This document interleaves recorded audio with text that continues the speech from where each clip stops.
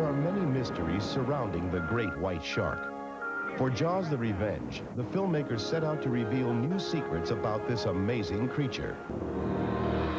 We've done experiments where we've put out bait in the water, and then we've had an opportunity to watch the shark before the attack. They spend some time swimming from down current, sniffing, looking, working up current, stalking their prey. Once they make up their mind to attack, they rush up at it, take one massive bite out of it, lift it out of the water, usually shake it once or twice, drop it in the water, and then they swim away. Then they'll come back and finish it off. As one of the world's foremost shark experts, Dr. McCosker has studied the behavior of great whites off the coasts of California and Australia. Though they are physiologically unique in many ways, it is the great white's teeth that truly set them apart. They have a continuous conveyor belt of teeth. This test footage shows how, from below the surface, a paddling surfer looks much like a sea lion. In Jaws the Revenge, a great white strikes very close to shore. According to Dr. McCosker, this scenario is not all that extraordinary. It's happened right here off San Francisco. Guy was killed in 1959, right under the Golden Gate. One of the most horrific attacks in this film involves Ellen Brody's granddaughter. Can I go on the banana boat? Margaret's going, she's with her mother. Oh, boy. For filming, this complex scene was divided in half, with the onshore portion staged first. Stand by for picture. We're rolling. Hey, Mark. And scream! I hear my mother-in-law's.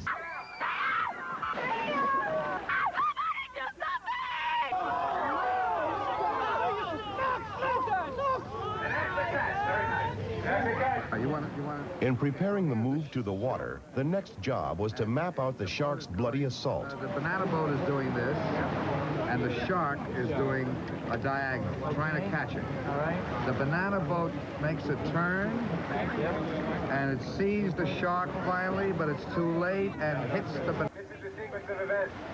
Right before we start the shot, I'll have all of you go into the water so you're all nice and wet. You'll come out of the water and get into these positions.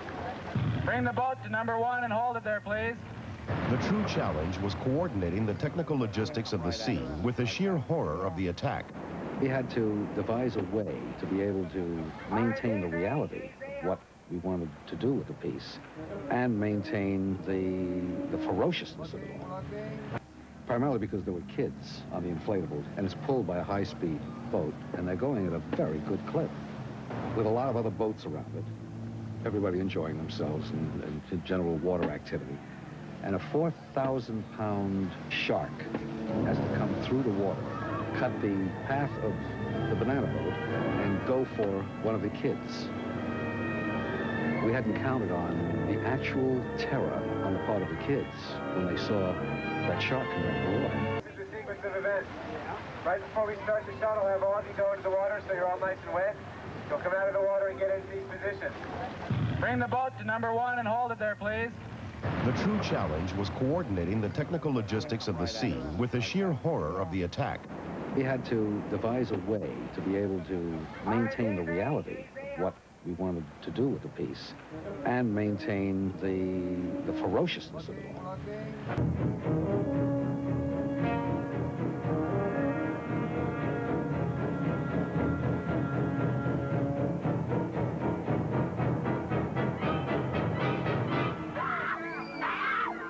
And as such, you get a much more frightening experience simply because you're able to slow down all of the elements.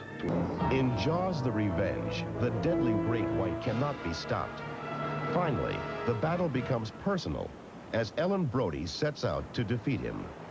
There she is. That's her right there. Is that what I think it is? Holy Christ! Hang on to your socks, lads. All the characters are drawn together for this final confrontation between man and shark.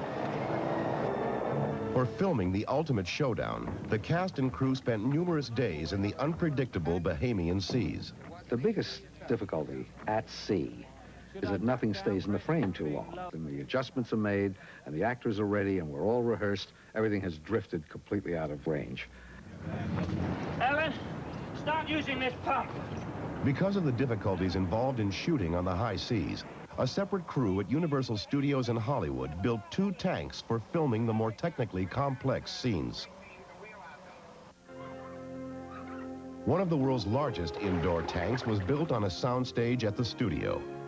The 30-foot deep tank held over 1 million gallons of water and was designed so the Jaws underwater crew could maneuver their equipment with ease and perfect the more difficult scenes.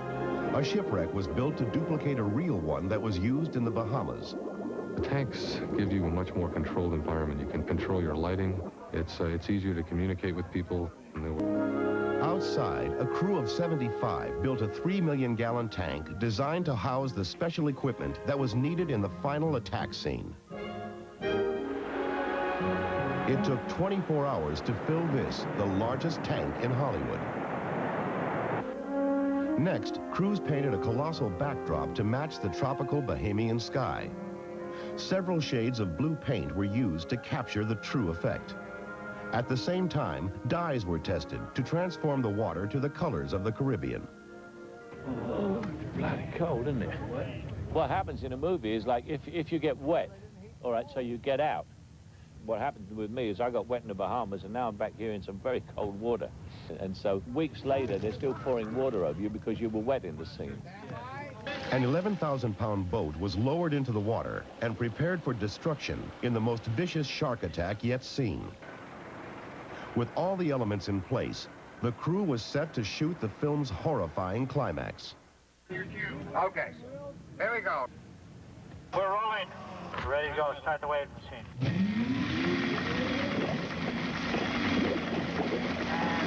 Action! We're heading straight for it. Come about, Ellen. In the climax of the movie, Ellen and Hoagie and Michael Brody are on the boat dealing with the shark. We're heading straight for it. Come about, Ellen. Ellen, come about.